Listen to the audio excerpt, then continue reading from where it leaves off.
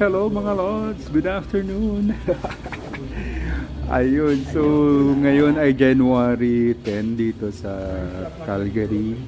Negative 21 degrees ang temperature, sobrang lamig. Kaya kita nyo yung attire ko, naka-bonnet na, tapos ang kapal pa ng jacket. Nakadalawang jacket ako talaga ngayon. Bali apat na patong to. Sobrang lamig.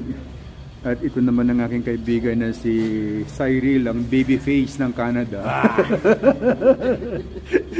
Ayan, habang naghihintay kami ng train.